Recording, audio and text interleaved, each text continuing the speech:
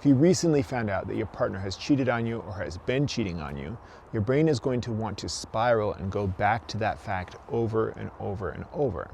The thing is that the infidelity that has already happened is not the primary problem for you to solve in your relationship right now.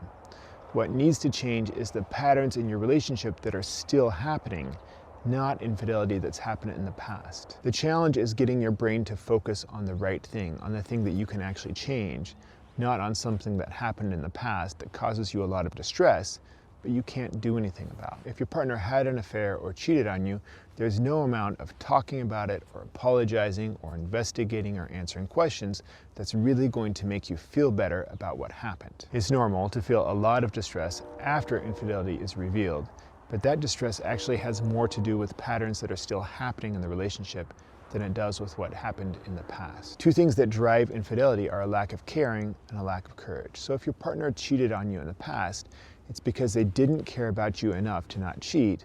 They didn't have the courage to deal with relationship problems in a better way than going outside of the relationship. So when you feel distress in your relationship after infidelity, your brain is going to link it immediately to the infidelity that happened in the past, but it probably has more to do with things that are still happening in your relationship right now, with the fact that your partner still doesn't care about you as much as you want them to.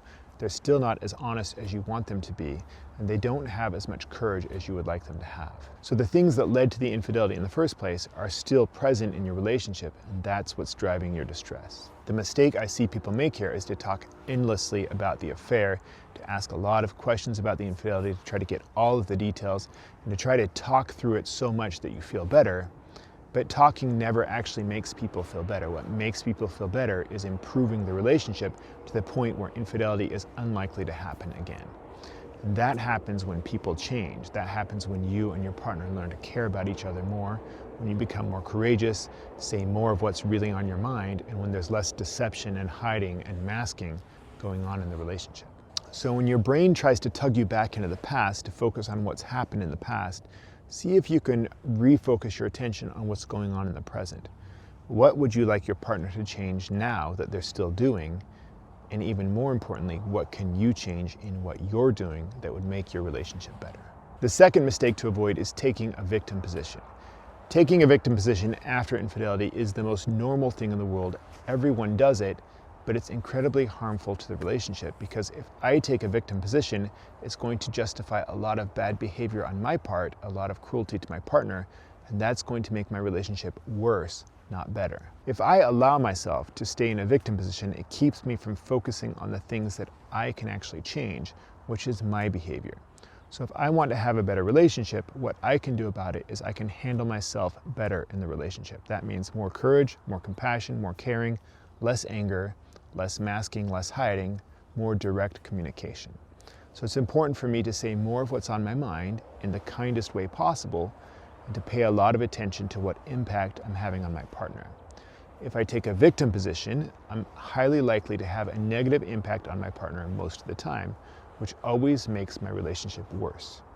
Even if I walked in on my partner actively cheating on me, the best course of action for me would be to treat them with respect, then and always. There's never a situation where it's better for me to get angry, to get mean, to get demeaning, to get insulting. That never works out in my favor, no matter what the situation is. Relationships always get better when we treat each other well, even if I just got cheated on. So when I take a victim position, it leads me to be really mean and cruel, which only makes my relationship worse, and it keeps me from building the kind of relationship where infidelity doesn't happen. The third mistake to avoid after you get cheated on is constant threats of divorce or separation. You always have a choice about whether or not to stay in a relationship, but making repeated threats of leaving the relationship are an ineffective attempt to control your partner. It seems like you might be able to get leverage over your partner and get them to do what you want by threatening to leave, but it never works out that way. In the end, if you make repeated threats to leave your partner, what you're doing is driving them further away from you and making it harder for them to make the changes that you want them to make. If you're considering leaving your relationship, it's important to talk to your partner about that, but it's even more important to do it in the kindest way possible and not to bring it up as a threat over and over and over.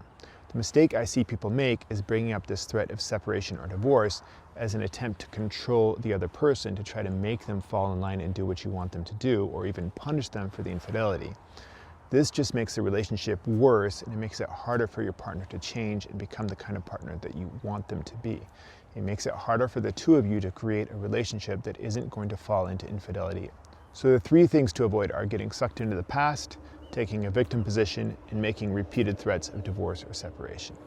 I hope this video was helpful to you. Hit subscribe if you want to see more videos like this. I'll see you soon.